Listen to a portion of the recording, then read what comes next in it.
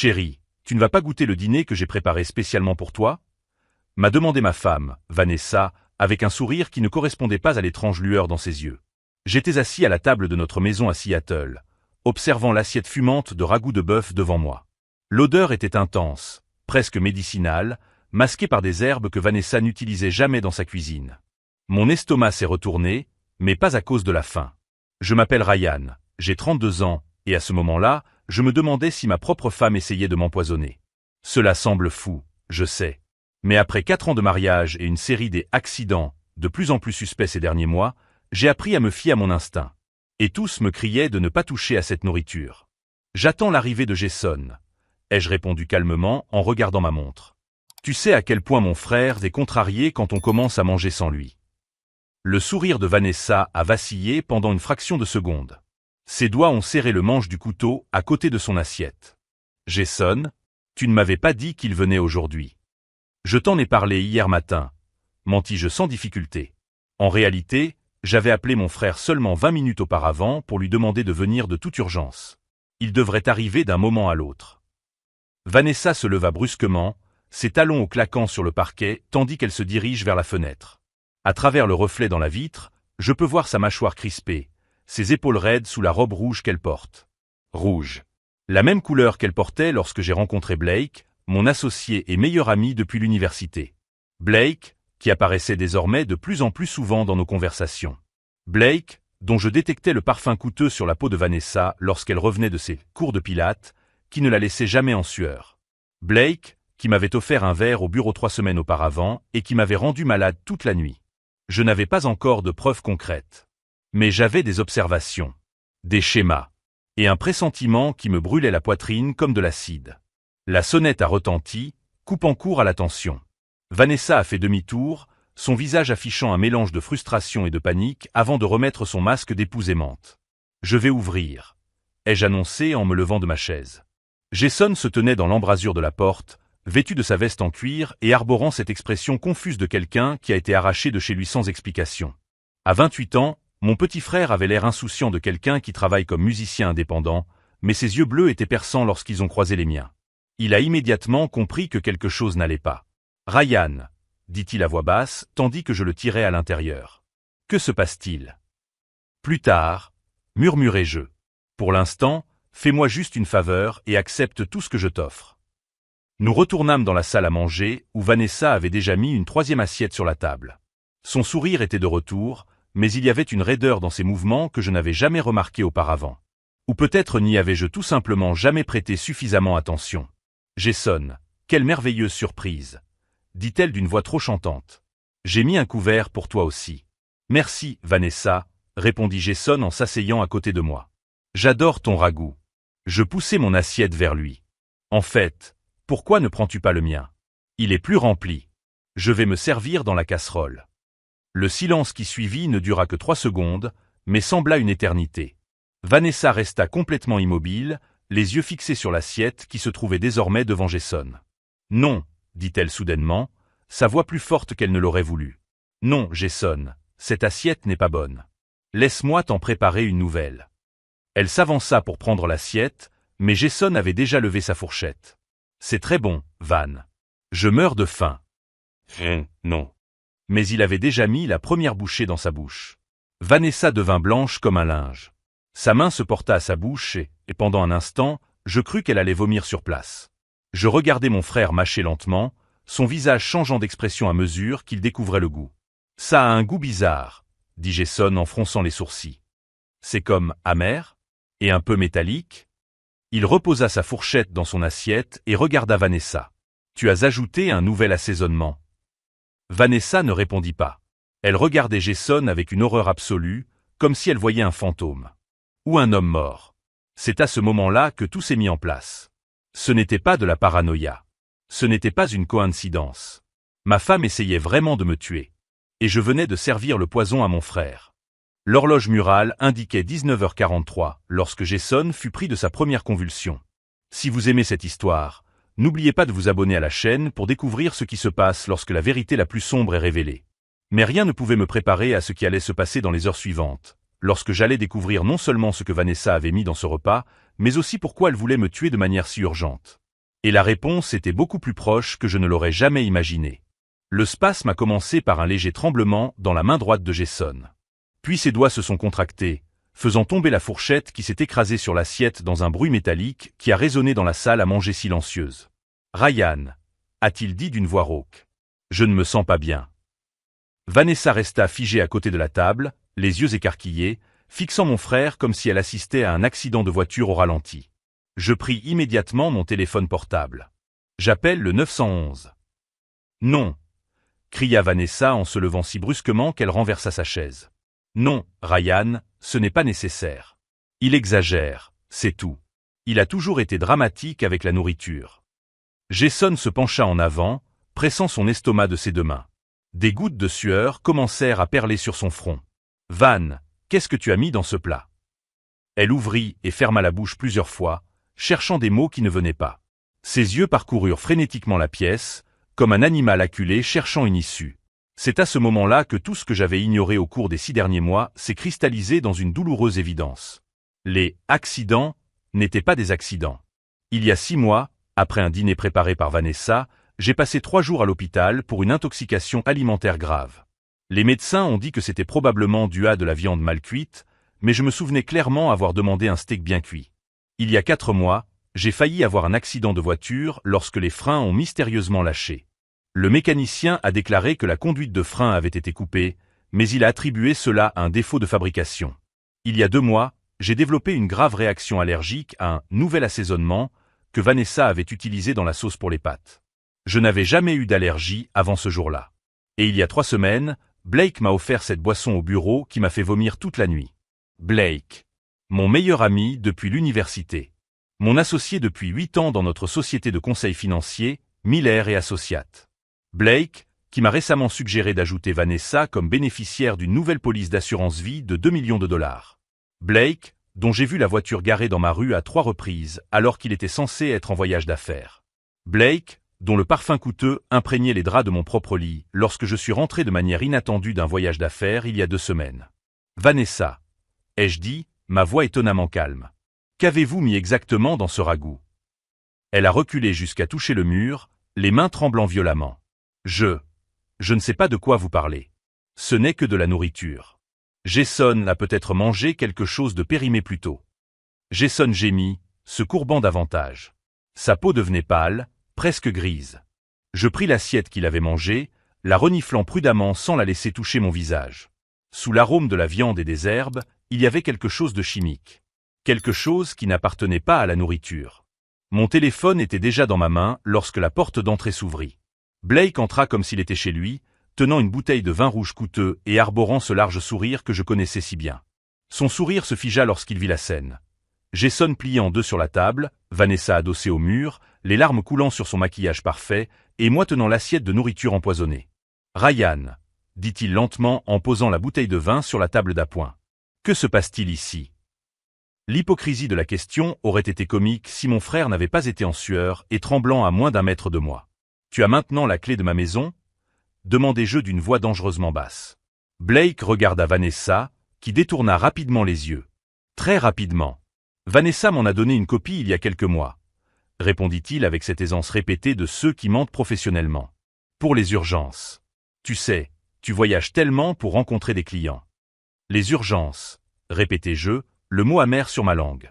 Jason poussa un son étranglé, ramenant mon attention sur lui. Sa respiration devenait irrégulière, superficielle. J'ai appelé le 911 avant que l'un d'eux ne puisse m'en empêcher. J'ai besoin d'une ambulance. Mon frère a été empoisonné. Vanessa sanglota bruyamment, glissant le long du mur jusqu'à s'asseoir sur le sol, les genoux repliés contre sa poitrine. Blake fit un pas vers moi, les mains levées dans un geste apaisant que je l'avais vu utiliser 1000 fois lors de négociations difficiles. « Ryan, mec, tu exagères. Personne n'a été empoisonné. C'est probablement juste une intoxication alimentaire banale. Comme cette intoxication alimentaire banale que j'ai eue il y a 6 mois. » demandai-je, en tenant le téléphone contre mon oreille tout en répondant aux questions de l'opératrice. « Ou comme cette boisson que tu m'as offerte il y a 3 semaines et qui m'a rendu malade pendant 2 jours. » Blake pâlit. Pendant une seconde, son masque d'amicale préoccupation glissa, révélant quelque chose de froid et de calculateur en dessous. « Tu es confus, dit-il, mais sa voix avait perdu son assurance habituelle. Le stress du travail te rend paranoïaque. Je ris, d'un rire sec et sans humour. Paranoïaque. C'est drôle que tu utilises ce mot. Parce que ces derniers mois, chaque fois que je mentionnais que je me sentais bizarre ou que je soupçonnais quelque chose, toi et Vanessa utilisiez exactement ce terme. Paranoïaque. Comme si vous vous étiez mis d'accord. Le silence qui suivit ne fut interrompu que par la respiration difficile de Jason et le bruit lointain des sirènes qui se rapprochaient. Vanessa m'a finalement regardé, les yeux rouges et gonflés. Ryan, je peux t'expliquer. Non. L'ai-je interrompu d'une voix tranchante. Tu ne peux pas. Parce qu'il n'y a aucune explication qui justifie d'essayer d'empoisonner son propre mari. Je n'essayais pas de te tuer, s'est-elle écriée, les mots sortant dans un sanglot désespéré. Je voulais juste que tu sois assez malade pour signer ces documents. Blake a dit que ce serait rapide, que tu serais confus et faible pendant quelques heures. Puis, Vanessa, rugit Blake en faisant 2 grands pas vers elle. Tais-toi. Mais il était trop tard. Les mots avaient déjà été prononcés. La vérité était là, nue et crue, au milieu de ma salle à manger. Les ambulanciers sont arrivés dans un tourbillon d'activités et de voix professionnelles. Pendant qu'ils s'occupaient de Jason, vérifiant ses signes vitaux et posant des questions rapides, un policier est entré juste derrière eux. Je lui ai tendu l'assiette de nourriture, lui expliquant calmement ce qui s'était passé. Je lui ai montré le message que Jason m'avait envoyé plus tôt, confirmant que je lui avais demandé de venir en urgence. J'ai expliqué que je soupçonnais que la nourriture était empoisonnée et que j'avais délibérément laissé mon frère manger en premier. Le policier a regardé Jason être installé sur une civière, puis Vanessa, toujours recroquevillée sur le sol, puis Blake, qui transpirait maintenant visiblement. « Je vais avoir besoin que vous veniez tous au poste pour faire une déposition », a-t-il dit. Alors qu'on emmenait Jason vers l'ambulance, j'ai réussi à lui tenir la main un instant. « Je suis désolé, mon frère », ai-je murmuré. Je ne savais pas que ça allait être aussi fort. Jason, bien que pâle et tremblant, a réussi à me serrer la main en retour. « Tu savais », murmura-t-il, ses yeux rencontrant les miens avec compréhension. « Tu savais et tu m'as utilisé comme cobaye. » Je ne l'ai pas nié. Je ne pouvais pas. « Je te jure que je vais arranger ça. » Promis-je. Ce que Jason ne savait pas, ce qu'aucun d'entre eux ne savait, c'est que j'avais bien plus que de simples soupçons. Au cours des 3 derniers mois, depuis que j'avais trouvé le premier cheveu blond de Blake sur mon oreiller, j'avais mené l'enquête. J'avais engagé un détective privé. J'avais installé des caméras cachées à des endroits stratégiques de la maison. J'avais enregistré des conversations. Et j'avais découvert que l'infidélité n'était que la partie émergée de l'iceberg. Blake et Vanessa n'avaient pas seulement une liaison. Ils prévoyaient de me tuer pour s'emparer de ma part de l'entreprise et de l'argent de l'assurance vie. Vanessa hériterait de tout en tant que mon épouse. Blake, en tant que mon associé, reprendrait automatiquement ma participation de 50% dans Miller et Associates, conformément à notre contrat de société. À eux deux, ils auraient environ 5 millions de dollars d'actifs et une société de conseil qui en valait facilement 8 autres millions. Le seul problème, c'était moi. Vivant. Alors que l'ambulance emmenait Jason, je me suis retourné pour voir Blake et Vanessa être placés dans des voitures de police séparées. Vanessa pleurait à chaudes larmes, criant qu'elle était innocente, qu'elle avait été manipulée. Blake restait silencieux, le visage soigneusement neutre, tandis que ses yeux me cherchaient à travers la vitre de la voiture. Dans ce regard, j'ai vu la reconnaissance. Il savait que j'avais découvert la vérité. Et surtout, il savait que j'avais laissé faire exprès. Ce qu'il ne savait pas, c'était tout ce que j'avais réellement découvert. Combien d'appels téléphoniques j'avais enregistrés. Combien de mails j'avais consultés grâce à des méthodes qui ne pouvaient en aucun cas être retracées jusqu'à moi. Combien de documents j'avais copiés depuis son ordinateur au bureau pendant ces nuits où il pensait que j'étais en déplacement. Alors que les voitures de police partaient, j'ai pris ma voiture et j'ai suivi l'ambulance de Jason jusqu'à l'hôpital. En chemin, j'ai passé un coup de fil. Maître Matthews, c'est Ryan Miller. Vous devez mettre en œuvre le plan dont nous avons discuté. Oui, ce soir. Tout est en marche maintenant. J'ai raccroché et j'ai regardé dans le rétroviseur, voyant les lumières de ma maison disparaître au loin. Dans 48 heures, Blake et Vanessa découvriraient que l'empoisonnement de quelqu'un n'était que le moindre de leurs soucis. Car pendant qu'ils s'affairaient à planifier ma mort, je m'affairais à construire le piège parfait. Et ils venaient de marcher droit dedans.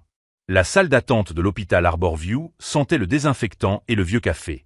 Il était 22h40 lorsque le médecin est enfin sorti de la salle des urgences, retirant son masque chirurgical avec des gestes lents et fatigués. « Monsieur Miller », a-t-il dit, sa voix grave portant le poids d'une mauvaise nouvelle. « Votre frère est stable, mais son état est grave.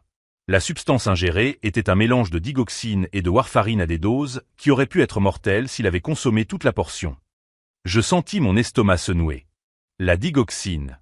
Un médicament cardiaque qui, en excès, provoque des arythmies mortelles. La warfarine.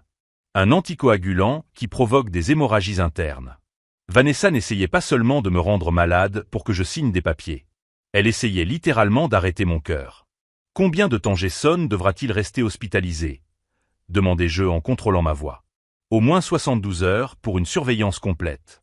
Nous devrons inverser progressivement les effets des médicaments. S'il avait ingéré la totalité de la portion. Le médecin marqua une pause significative.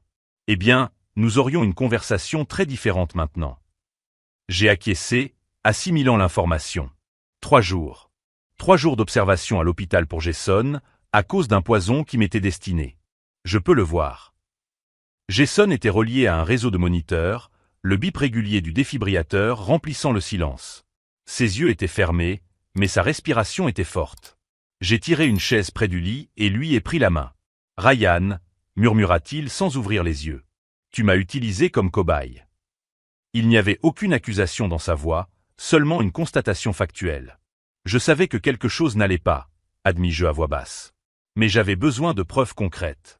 J'avais besoin que cela se produise devant des témoins, avec des preuves irréfutables. Jason ouvrit les yeux et me regarda avec cette intensité que je connaissais depuis l'enfance. Depuis combien de temps le savais-tu? 3 mois depuis que j'en ai eu la certitude. 6 mois depuis les premiers soupçons. Et tu as attendu. Tu as planifié. Tu m'as mis au milieu de tout ça. J'ai dégluti. Si j'avais simplement confronté Vanessa ou Blake, ils auraient tout nié. Ils auraient caché les preuves. Ils auraient continué d'essayer jusqu'à ce qu'ils y parviennent. Je devais les prendre en flagrant délit, avec des conséquences réelles irréversibles. Jason a refermé les yeux, mais m'a serré la main. Je comprends. La prochaine fois, préviens-moi avant de me transformer en cobaye scientifique. Sa tentative d'humour m'arracha un sourire amer. Mais ce qu'il dit ensuite effaça toute trace de légèreté. Ryan, le médecin m'a dit que la dose que j'ai ingérée aurait suffi à tuer une personne de ton poids en 8 à 12 heures environ. Les symptômes auraient commencé à ressembler à une crise cardiaque naturelle. Si tu avais mangé ça hier soir et que tu t'étais couché. Il n'avait pas besoin de finir sa phrase. Je serais mort pendant mon sommeil. Vanessa aurait appelé les secours le matin, pleurant la mort soudaine de son mari. Le certificat de décès indiquerait arrêt cardiaque. Aucune autopsie n'aurait été demandée. Et Blake et Vanessa seraient ensemble, riches et libres. Mon téléphone a vibré. Un message du détective privé que j'avais engagé il y a 3 mois. Vous devez voir ça. C'est urgent. Je vous envoie les fichiers maintenant. Je me suis excusé auprès de Jason et je suis sorti dans le couloir. Ce qui est apparu sur l'écran de mon téléphone m'a glacé le sang. C'étaient des enregistrements audio. Des conversations entre Blake et Vanessa. J'ai appuyé sur « Play » pour écouter le premier. Nous ne pouvons pas nous tromper cette fois-ci. La voix de Blake semblait tendue. Ryan commence à se méfier. Hier, il a remis en question les virements effectués depuis le compte de l'entreprise. Relaxe-toi, répondit la voix de Vanessa, avec ce ton doux et manipulateur que je connaissais si bien.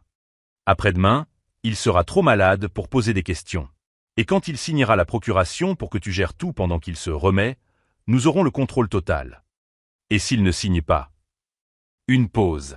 Puis, la voix de Vanessa, froide comme la glace. Alors nous augmenterons la dose lors du prochain repas. Finalement, son cœur ne tiendra pas le coup. On dira que le stress du travail a fini par avoir raison de lui. La date de l'enregistrement remontait à 5 jours. Je suis passé au suivant. Celui-ci était plus ancien, datant de 2 mois. « Tu es sûr que ton ex-femme ne dira rien ?» demanda Vanessa. Patricia. Blake rit. Elle me déteste, mais elle déteste encore plus Ryan pour avoir obtenu la garde exclusive de leur fille après le divorce. Elle ne posera pas de questions s'il meurt naturellement. En fait, elle s'en réjouira probablement. Mon estomac s'est retourné. Blake utilisait le ressentiment de son ex-femme comme couverture. Patricia avait toujours été problématique, mais je n'aurais jamais imaginé que Blake la gardait près de lui comme alibi potentiel. Le 3e enregistrement a aggravé les choses. Son testament me désigne-t-il toujours comme seul bénéficiaire? Demandait Vanessa. Pour l'instant, oui. Mais s'il commence à avoir des soupçons, cela pourrait changer. C'est pourquoi nous devons agir rapidement. Et l'entreprise. Le contrat de société est clair. En cas de décès ou d'incapacité permanente d'un associé, l'autre prend automatiquement la relève. Ryan a été assez stupide pour signer cela lorsque nous avons créé l'entreprise il y a 8 ans. Il n'aurait jamais imaginé que je m'en servirais contre lui. Le rire de Blake résonna dans l'enregistrement, un rire que je connaissais pour l'avoir entendu lors de milliers d'apéritifs et de réunions d'affaires. Le rire d'un homme qui prévoyait de me tuer depuis des mois. Mais c'est le dernier enregistrement qui m'a brisé. Es-tu sûr de l'aimer? La voix de Blake semblait incertaine. Blake, j'ai épousé Ryan pour la stabilité financière. Pour les relations professionnelles de son père. Pour la maison. Pour le statut. Je n'ai jamais aimé cet homme pathétique. Tu crois vraiment que j'aurais passé 4 ans à dormir à ses côtés si ce n'était pas pour l'argent? Chaque mot était un couteau. Quand tout cela sera terminé et que nous aurons tout, nous pourrons enfin être ensemble, dit Blake. Sans nous cacher, sans mensonge. Sans Ryan, compléta Vanessa. Sans Ryan, confirma Teil. L'enregistrement se terminait par des sons que je n'avais pas besoin d'entendre pour savoir ce qu'il faisait. Je m'appuyais contre le mur froid de l'hôpital, les jambes faibles. 4 ans. 4 ans de mariage basé sur des mensonges, de la manipulation et de la cupidité. Mon téléphone sonna. C'était l'avocat Matthews. Ryan, j'ai trouvé quelque chose d'intéressant, dit-il dès que je répondis. Ces documents que vous m'avez demandé d'examiner? Le testament que vous avez signé il y a 2 ans? Oui. Il a été modifié. Quelqu'un ayant accès à votre ordinateur a apporté des modifications subtiles à l'aide d'une copie numérique. Les modifications ont été datées et authentifiées électroniquement, mais la signature numérique n'est pas la vôtre. C'est une très bonne contrefaçon, mais c'est une contrefaçon. J'ai senti la colère monter en moi comme de la lave. Quel genre de modification? Vanessa passe de bénéficiaire de 50% à 100% de vos biens. Et il y a une nouvelle clause qui autorise Blake à devenir l'exécuteur testamentaire si elle devient émotionnellement incapable de gérer la succession. Ils avaient tout planifié, jusqu'à falsifier des documents juridiques pour s'assurer de garder chaque centime. Est-ce suffisant pour les poursuivre pour fraude? Demandai-je. C'est suffisant pour les envoyer en prison pour longtemps. Surtout si on ajoute la tentative de meurtre d'aujourd'hui. Je pris une profonde inspiration. La salle d'attente était désormais vide, à l'exception d'une infirmière qui changeait de quart. Matthews, j'ai besoin que vous fassiez quelque chose pour moi. Quoi? Je veux que vous givriez tous mes comptes. Tous. Personnel, professionnel, investissement, tout. Maintenant. Cela va les alerter que vous savez. Exactement. Je veux qu'ils le sachent. Je veux qu'ils paniquent. Les gens désespérés commettent des erreurs. Il y eut un silence à l'autre bout du fil. Ryan, qu'est-ce que tu mijotes? Je regardais par la fenêtre la ville illuminée à l'extérieur. Seattle la nuit, avec ses lumières et ses promesses. La ville où j'avais bâti mon entreprise. Où j'avais rencontré Blake. Où j'avais épousé Vanessa. La ville où j'ai failli mourir empoisonné par la femme qui jurait m'aimer. Je ne prévois pas seulement de les exposer, Matthews. Je vais détruire chaque aspect de leur vie. Systématiquement et complètement. Cela ressemble à de la vengeance. Non, ai-je corrigé. La vengeance serait émotionnelle et impulsive. Ceci est la justice. Calculée et inévitable. J'ai raccroché et je suis retourné dans la chambre de Jason. Il était réveillé, manipulant son téléphone avec difficulté. « Mec, tu dois voir ça », m'a-t-il dit en me montrant l'écran. Les médias locaux ont déjà repris l'histoire. Un cadre et sa femme arrêtés après un empoisonnement. C'est partout. Je pris le téléphone. L'article était accompagné d'une photo de Blake et Vanessa montés dans les voitures de police. Son visage était rouge à force d'avoir pleuré. Le sien était soigneusement neutre. Mais c'est la dernière ligne de l'article qui attira mon attention. Des sources policières confirment que le couple fait également l'objet d'une enquête pour fraude d'entreprise et falsification de documents. Plus d'informations à venir. J'ai souri. Le détective privé faisait son travail, alimentant la presse avec des fuites stratégiques. Jason, ai-je dit en lui rendant le téléphone. Je dois te dire quelque chose. Et je lui ai tout raconté. Les 3 mois d'enquête. Les caméras cachées. Les enregistrements. Le testament falsifié. Leur plan pour me tuer et tout garder. Quand j'eus terminé, Jason me regardait avec un mélange d'horreur et d'admiration. Tu as rassemblé des preuves pendant tout ce temps. C'est pour ça que tu ne les as pas confrontés avant. Une confrontation sans preuve n'est que du théâtre. J'avais besoin d'un dossier en béton. Quelque chose qu'aucun avocat coûteux ne pourrait contourner. Et maintenant? Maintenant, répondis-je, sentant la détermination se renforcer en moi. Maintenant, je vais montrer à Blake et Vanessa que sous-estimer quelqu'un est la plus grande erreur qu'ils puissent commettre. Mon téléphone vibra à nouveau. Un autre message de l'enquêteur. J'ai réussi à accéder à son ordinateur portable personnel. Vous n'allez pas croire ce que j'ai trouvé. Les fichiers commencèrent à arriver. Des emails. Des feuilles de calcul. Des photos. La première feuille de calcul montrait des transferts d'argent du compte de l'entreprise vers un compte aux îles Caïmans au nom d'une société écran. 340 000 $ sur 18 mois. Les emails étaient entre Blake et un contact à Miami, discutant de l'achat d'une propriété sur la plage. Pour quand tout sera réglé à Seattle, disait l'un d'eux. Les photos montraient Vanessa et Blake dans un complexe hôtelier à Cabo San Lucas. Elles dataient du mois dernier, alors qu'elle disait rendre visite à sa mère malade à Portland. Ils dépensaient déjà mon argent. Ils vivaient déjà la vie qu'ils avaient prévue après ma mort. La haine que j'ai ressentie était si intense que j'ai dû m'asseoir. « Ryan » demanda Jason, inquiet. « Ça va ?»« Non » admis-je. « Mais ça ira. » Je passai les 2 heures suivantes dans le couloir de l'hôpital, au téléphone avec Matthews, l'enquêteur, le comptable de l'entreprise et un spécialiste des crimes financiers recommandé par Matthews. Chaque appel révélait une nouvelle couche de trahison. Un nouveau crime. De nouvelles preuves. Blake avait utilisé l'entreprise pour blanchir l'argent d'investisseurs douteux. Vanessa avait ouvert des cartes de crédit à mon nom et accumulé 80 000 $ de dettes dont je ne soupçonnais même pas l'existence. Ensemble, ils avaient vendu des secrets commerciaux de notre entreprise à des concurrents. Ce n'était pas seulement un meurtre qu'ils planifiaient. C'était une destruction totale. À 3 heures du matin, je suis enfin rentré chez moi. La maison que je partageais avec Vanessa, désormais marquée d'un ruban de police, est vide. Je suis monté dans la chambre. Notre chambre. Le lit où nous avions dormi ensemble pendant 4 ans. J'ai ouvert son placard. Des vêtements coûteux, des chaussures de marque, des bijoux qu'elle avait hérités de sa grand-mère, mais que je savais désormais avoir été achetés par Blake. Au fond, derrière une boîte à chaussures, j'ai trouvé un ordinateur portable caché. L'ordinateur portable dont l'enquêteur avait parlé. Je l'ai allumé et le mot de passe s'était enregistré. Vanessa a toujours été négligente en matière de sécurité numérique. Ce que j'ai trouvé à l'intérieur a fait s'effondrer mes dernières illusions. Un journal intime numérique. Des entrées datant d'avant même notre mariage. Ryan est parfait, disait la première entrée, datant d'il y a 5 ans. Riche, naïf, amoureux. Il sera facile de le manipuler pour qu'il se marie. Blake dit que nous devons attendre au moins 3 ans avant d'exécuter le plan. Il faut que cela ressemble à un vrai mariage. 3 ans de planification. Ils étaient ensemble avant même que je rencontre Vanessa. J'ai continué à lire, chaque entrée plus douloureuse que la précédente. Ryan croit tout ce que je lui dis. C'est pathétique comme c'est facile. J'ai convaincu Ryan de prendre Blake comme associé. Nous avons désormais un accès direct à l'argent. Ryan m'a offert un collier en diamant pour mon anniversaire. Je l'ai vendu et j'ai mis l'argent sur le compte aux îles Caïmans. Il ne s'en rendra même pas compte. La dernière entrée datait de 3 jours. C'est demain le grand jour. J'ai préparé un repas spécial. Ryan va manger, il va être malade, et nous allons enfin pouvoir nous débarrasser de lui. J'en ai assez de faire semblant. J'en ai assez de devoir l'embrasser, de dormir à ses côtés, de jouer le rôle de l'épouse aimante. Blake m'a promis qu'après cela, nous n'aurons plus jamais à mentir. Nous serons libres et riches.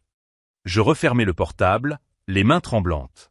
C'est à ce moment-là, assis dans l'obscurité de ma chambre, entouré des restes d'un mariage qui n'avait jamais été réel, que je pris ma décision finale. Il ne suffirait pas de les envoyer en prison. Il ne suffirait pas de récupérer mon argent. J'allais détruire chaque aspect de leur vie, tout comme ils avaient essayé de détruire la mienne. Blake perdrait son entreprise, sa réputation, ses contacts, tout ce qu'il avait construit à mes dépens. Vanessa perdrait sa liberté, son style de vie, l'image soigneusement cultivée de l'épouse parfaite.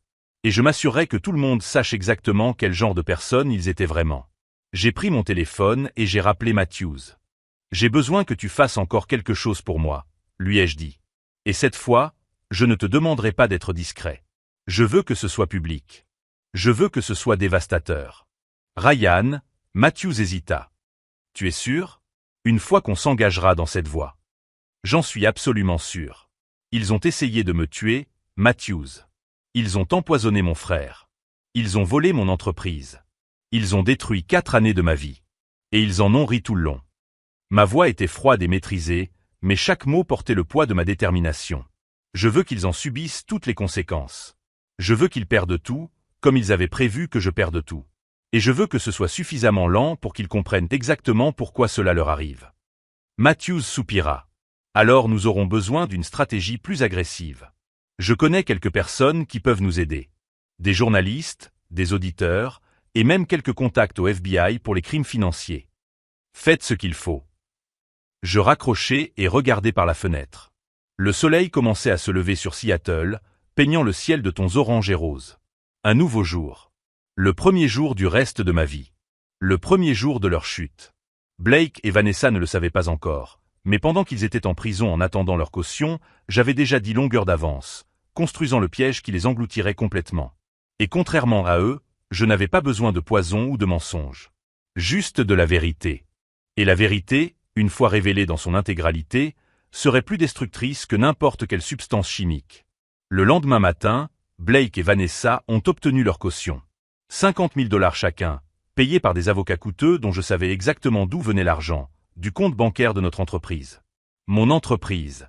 J'ai reçu la notification de la banque à 7 heures du matin. 100 000 $ transférés au cabinet d'avocats Mitchell & Stone, spécialisé dans la défense pénale des cols blancs. J'ai souri en buvant mon café à l'hôpital aux côtés de Jason, qui allait déjà mieux mais était toujours relié à des moniteurs. Ils ont utilisé l'argent de l'entreprise pour payer la caution, ai-je commenté en lui montrant l'écran de mon téléphone portable. Jason a sifflé doucement. N'est-ce pas un clou de plus dans le cercueil? C'est le clou que j'attendais. J'ai immédiatement appelé Matthews. Ils viennent de commettre un détournement de fonds. Utilisation abusive de fonds de l'entreprise à des fins personnelles. Je veux que tu documentes cela et que tu l'ajoutes aux accusations. Je m'en occupe, a répondu Matthews. Mais Ryan, il y a quelque chose que tu dois savoir. Leur avocat a déposé une motion alléguant que vous avez tout orchestré. Que vous avez manipulé Jason pour qu'il mange la nourriture intentionnellement, que vous avez placé des preuves, que vous fabriquez un récit de vengeance. Je m'y attendais. Blake était prévisible lorsqu'il était acculé. Très bien. Laissez-les suivre cette ligne de défense. Cela facilitera la suite. J'ai passé les 48 heures suivantes à transformer ma maison en centre d'opération.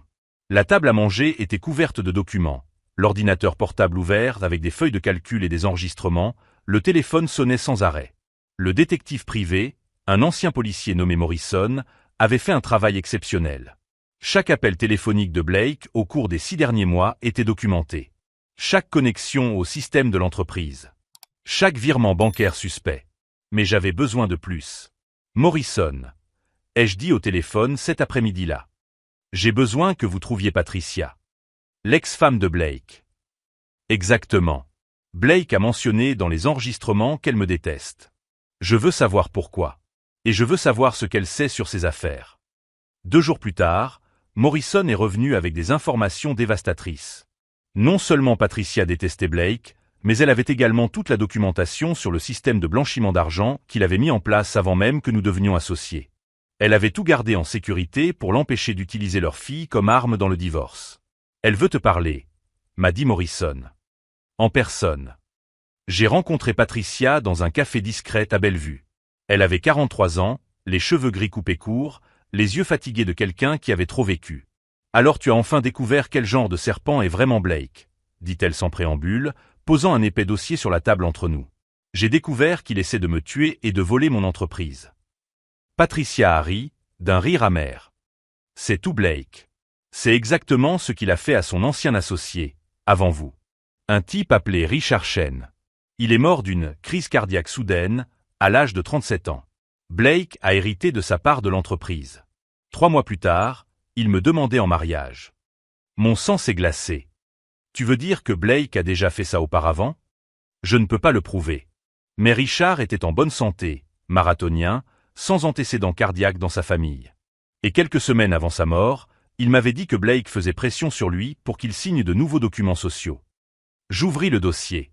À l'intérieur, il y avait des copies de documents d'entreprise, des emails, et même des photos de Blake avec des personnes que je reconnus comme étant des figures du crime organisé de Seattle. Pourquoi avez-vous gardé tout ça? Ai-je demandé. Parce que Blake a menacé de m'enlever ma fille si je disais quoi que ce soit pendant le divorce. Il a dit qu'il avait des contacts qui pourraient me faire passer pour une mère instable.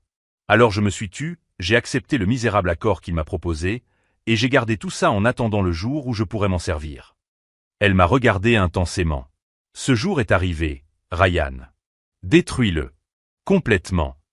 Je suis rentré chez moi avec le dossier de Patricia et une nouvelle compréhension de la profondeur de la sociopathie de Blake. Ce n'était pas seulement un traître opportuniste. C'était un prédateur en série qui avait perfectionné sa méthode au fil des ans. Et j'avais failli être sa prochaine victime. Ce soir-là, Jason est sorti de l'hôpital. Alors que je l'aidais à s'installer dans la chambre d'amis de ma maison, il a remarqué l'expression sur mon visage. Que s'est-il passé? Tu as découvert quelque chose de pire? Je lui ai parlé de Patricia. De Richard Chen. Du schéma. Jason est devenu pâle. Ryan, tu te rends compte de ce que cela signifie? Tu dois aller voir la police. Blake est vraiment dangereux. Je sais. Et c'est exactement pour cela que je ne peux pas simplement le livrer à la police et attendre que la justice fasse son travail. Je dois m'assurer que chaque crime, chaque victime, chaque mensonge soit exposé publiquement. Il faut que ce soit si complet qu'aucun avocat coûteux ne puisse le blanchir. J'ai passé la semaine suivante à constituer un dossier qu'il serait impossible d'ignorer. J'ai travaillé avec Matthews pour tout organiser dans un ordre chronologique parfait. L'affaire Richard Chen. Les stratagèmes de blanchiment d'argent. Les virements frauduleux. Les enregistrements de Blake et Vanessa planifiant mon assassinat. Le testament falsifié. Tout. Pendant ce temps, Blake et Vanessa étaient libres sous caution, pensant pouvoir contrôler le récit. Blake a accordé une interview à un journal local, affirmant être victime d'un associé paranoïaque et vengeur. Vanessa a publié sur les réseaux sociaux des messages sur les faux accusateurs et la vraie justice. Chacun de leurs mouvements était surveillé. Chaque déclaration publique était documentée. Chaque mensonge était répertorié.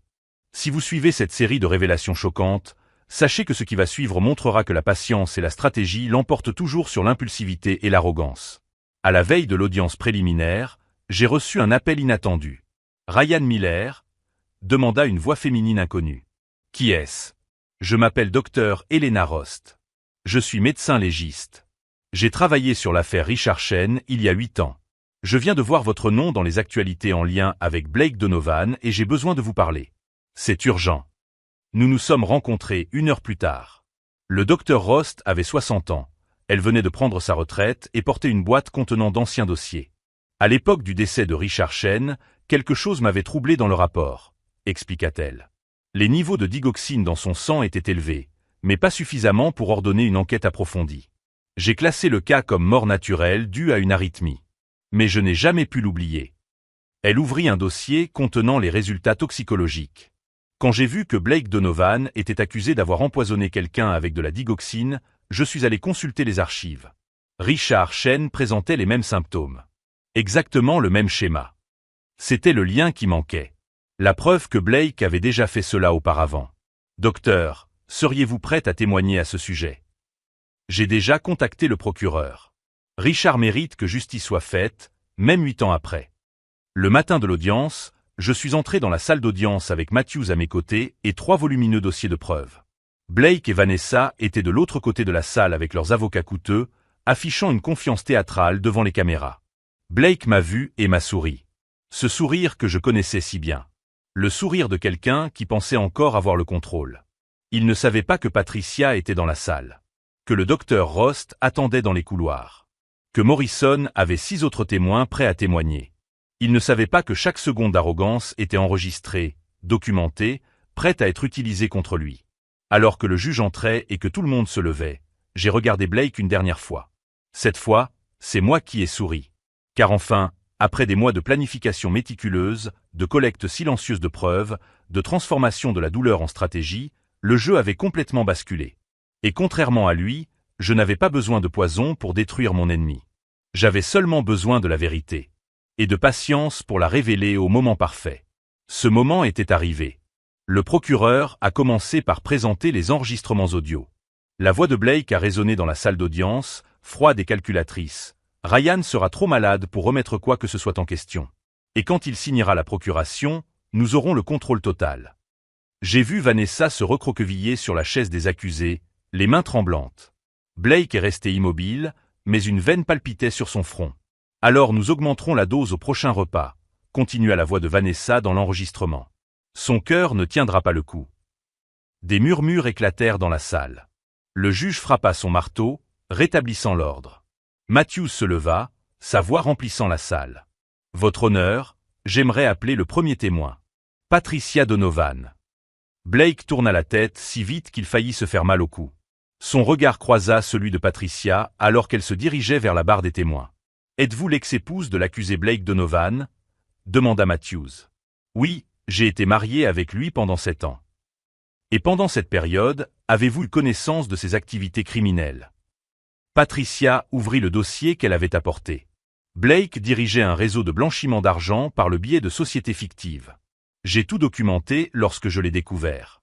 Je n'ai rien dit parce qu'il a menacé de m'enlever ma fille. Les avocats de Blake se levèrent en criant, mais Matthews était déjà en train de présenter des documents au juge. Des virements bancaires. Des emails. Des photos de Blake avec des figures connues du crime organisé. Objection. Rugit l'avocat de Blake.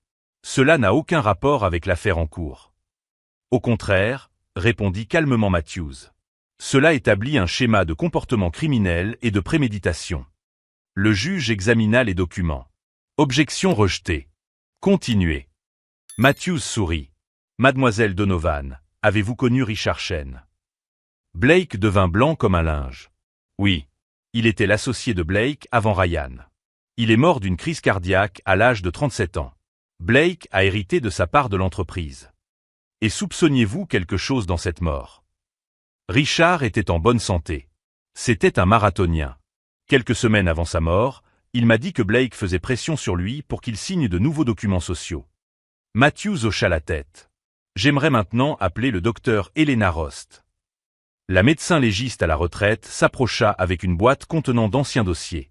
Docteur Rost, avez-vous travaillé sur le cas de Richard Chen il y a 8 ans? Oui. J'ai classé ce décès comme naturel, mais quelque chose m'a toujours dérangé. Les niveaux de digoxine étaient élevés. Elle ouvrit les résultats toxicologiques et les projeta sur l'écran. Quand j'ai vu que Blake Donovan était accusé d'avoir empoisonné quelqu'un avec de la digoxine, j'ai réexaminé l'affaire Chen.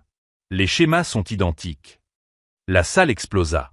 Les journalistes tapaient frénétiquement sur leur clavier. Blake enfouit son visage dans ses mains. Vanessa se mit à pleurer, mais ce n'étaient pas des larmes de tristesse. C'étaient des larmes de terreur pure. Car elle avait enfin compris, Blake avait déjà tué auparavant. Et elle avait été la complice d'un tueur en série. Matthews tourna son attention vers Blake. Monsieur Donovan, j'aimerais vous poser quelques questions. Blake refusa de répondre, invoquant son droit au silence. C'est alors que je me suis levé. Votre honneur, puis-je faire une déclaration? Le juge a hésité, puis a acquiescé. Je me suis avancé vers l'avant de la salle, fixant Blake droit dans les yeux. Pendant 3 mois, j'ai documenté chaque mensonge, chaque virement frauduleux, chaque plan visant à me tuer. J'ai installé des caméras chez moi. J'ai enregistré des conversations. J'ai engagé des enquêteurs. Vous pensiez que j'étais une proie facile, mais vous avez sous-estimé quelque chose de fondamental. Je fis une pause, laissant mes mots résonner. J'ai appris auprès des meilleurs. Des hommes d'affaires qui ont bâti des empires grâce à leur stratégie et leur patience. Vous avez planifié ma mort pendant des mois. J'ai planifié votre chute avec la même détermination. Blake me regarda enfin, et dans ses yeux, je vis de la reconnaissance. Pas de la défaite, mais d'un respect pervers. Tu savais, murmura-t-il, assez fort pour que le micro capte ses paroles. Tu savais depuis le début. Depuis le jour où j'ai trouvé des cheveux blonds sur mon oreiller. Depuis le premier virement suspect. Je savais. Et j'ai attendu. Parce que j'avais besoin que vous vous sentiez suffisamment en sécurité pour commettre l'erreur fatale. Vanessa sanglotait bruyamment. Ryan, je suis désolé. Non, tu n'es pas désolé. Tu es désolé d'avoir été prise. Matthews présenta la dernière pièce à conviction, l'ordinateur portable de Vanessa contenant son journal intime numérique. Ryan est parfait. Riche, naïf, amoureux, lut-il à haute voix. Il sera facile de le manipuler pour qu'il se marie. Chaque entrée du journal fut lue. 5 années de mensonges méticuleusement documentés par Vanessa elle-même. Lorsque Matthews eut terminé, le silence dans la salle était absolu. Le juge retira ses lunettes et les nettoya lentement. En 23 ans de carrière, j'ai rarement vu un acte aussi clairement prémédité et aussi élaboré. Il se tourna vers Blake et Vanessa. Vous n'avez pas seulement tenté de commettre un homicide. Vous avez falsifié des documents, détourné des fonds de l'entreprise et, apparemment, Monsieur Donovan, il existe des preuves solides que ce n'était pas votre première victime. Blake ferma les yeux. Je refuse la caution. Les accusés resteront en détention jusqu'à la fin du procès. Alors que les agents emmenaient Blake et Vanessa menotter, elle s'est tournée vers moi une dernière fois. Vous avez ruiné nos vies, a-t-elle craché. Je l'ai regardée sans ciller. Non. J'ai simplement révélé qui vous avez toujours été. Jason m'attendait dans le couloir quand je suis sorti. Il était encore pâle, mais debout. C'est fini, demanda-t-il. C'est fini. Mais alors que nous sortions du tribunal, mon téléphone sonna. C'était Morrison, l'enquêteur. Ryan, il y a autre chose que vous devez savoir. À propos de la famille de Blake et d'un fonds offshore que nous avons découvert. Je levai les yeux vers le ciel bleu de Seattle. Apparemment, la chute de Blake serait encore plus grande que je ne l'avais imaginé. Et je serai là pour m'assurer que chaque secret, chaque crime, chaque mensonge soit révélé au grand jour. Car il ne s'agissait pas seulement de vengeance. Il s'agissait de rendre justice. 3 mois plus tard, Blake a été condamné à 18 ans. Vanessa, à 12 ans. J'ai fermé Miller et Associates et je suis reparti de zéro. Chen et Associates aident désormais les entreprises à détecter les fraudes. Jason s'est complètement rétabli et est devenu mon associé. Patricia a obtenu la garde de Sophie. Nous avons découvert que Blake avait 2 autres victimes. Le FBI a rouvert les dossiers. 1 an plus tard, je suis en paix. Je ne ressens aucune haine, seulement la tranquillité d'esprit de quelqu'un qui a bouclé un cycle. Abonnez-vous à la chaîne pour découvrir d'autres histoires de justice et de dépassement de soi. Usual time of 8 p.m. your time. Oh, he finally got back to me. Wow. Yay! So an hour. Yeah, Less than yeah. that. So That's yeah, not too bad. 40 minutes. Gwen says hi. You got Say hi to time. Gwen for me.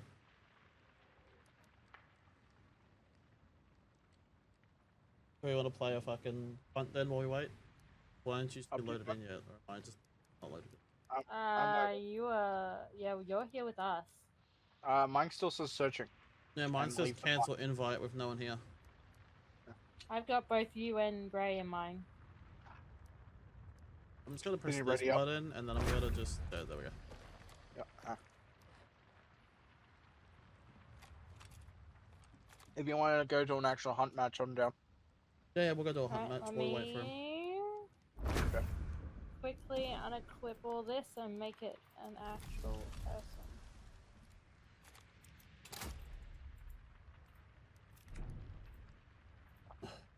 Perhaps, but I don't think Chaos has noticed, Ducky. did you ever notice? No. At least you've caught her. Not my name, No, so Discord. it didn't count for friendly fire when it traps. Are Yeah. you still sleeping? I mean, no, I'm not sleeping.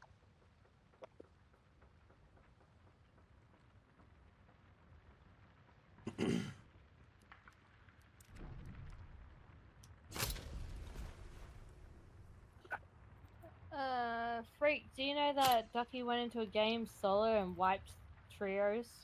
Either it'd be a Inform hard game to fast. play alone because of PvP. Yeah. So when I first started playing this game, I went into a duos, like a solo. Like I went in soloed into a duo game because you can't play solo. I walked out with 4 kills because I got sandwiched between 2 teams and I wiped all 4 of them. To this day, Chaos is still annoyed with me.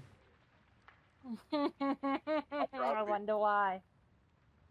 I'm genuinely proud of you. That bumped me straight up to 3 stars. So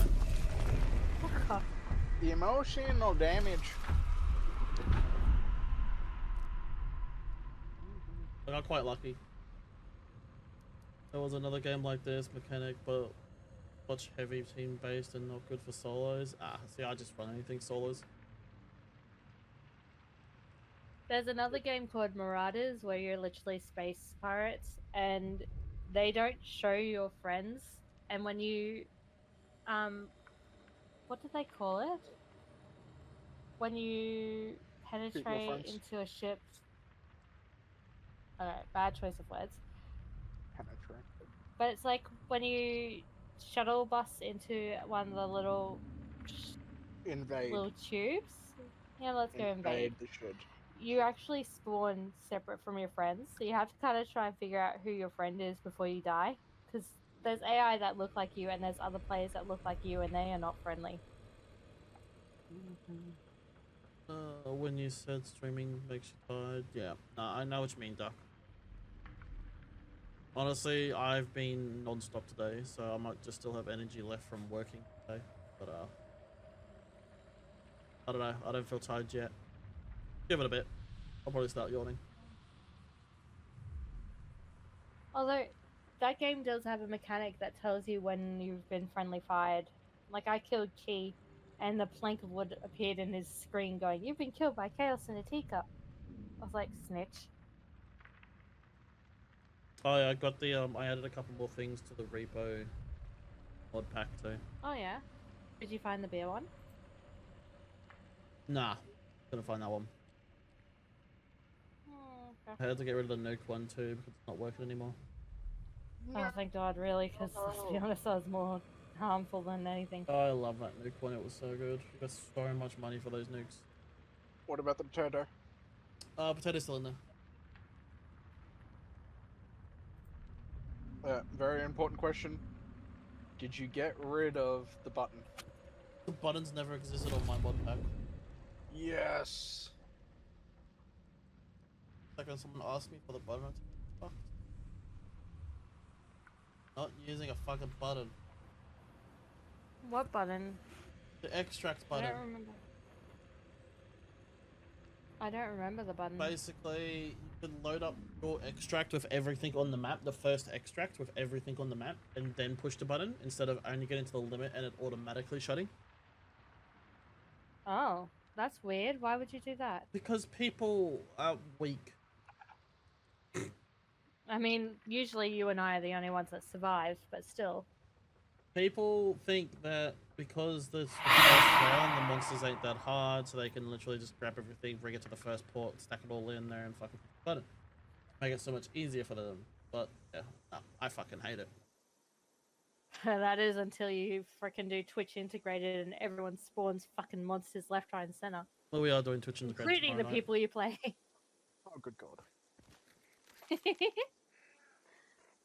Well, I have something to look forward to. I'm going to make sure I get one of those, Game up. potatoes. It annoys me. Do it. Okay. Oh wait, I have the world card. I have the... I was told to do it.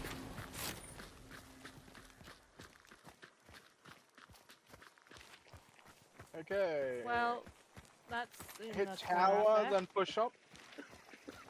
Sounds like a plan. And then stop running until I hit the tower. I also have Hangman. And if you want to check who the closest is. Up to Yeah, you. not right now. I think burning cart's next to tower. We gotta do all this first, and we'll go from there.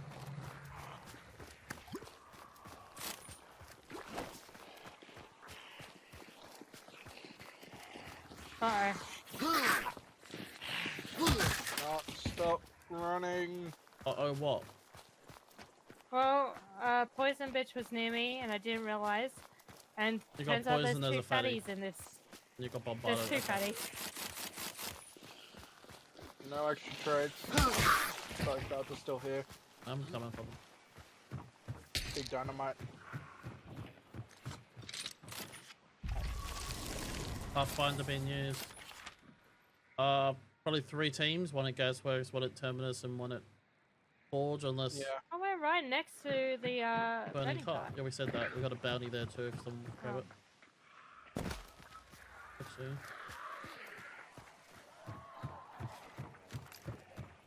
Ah, it's a 4-shot What's- boon. What's the perk? Necro. Anyone burn their necro lately? Yes. No, I did not. The chaos.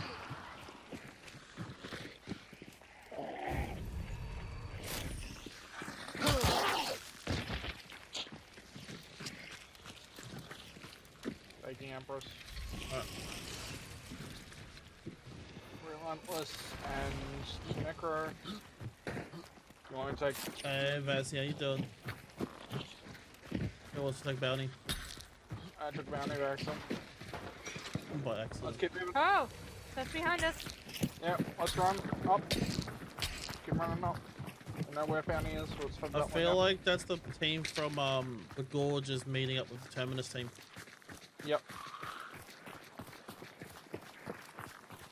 Well, we'll know where to look for the bodies. Unless they get burnt. Unless they come for us. I mean, they have done Well- that before.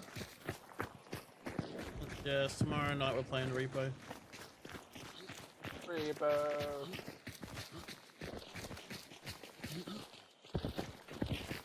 But as long as, because I can't test out the more players one until tomorrow night. So if it works, then yeah, we can have a few more people join if there is a few more people who want to join. I'm easy. I'm just being happy that I was involved. And if anyone wants to know, it is very vanilla when it comes to Mods. mods. I don't do anything too heavy. They're just quality of life changes, basically. A few add-ons, and that's it. Nothing Oh, do that's... we have the shop in the Gamba? Yeah. Got that. Nothing that's gonna make the game too easy, like the button. I refuse to put the button in. If anyone knows what the button extract button is, I will never put it in, and you can never convince me to put it in.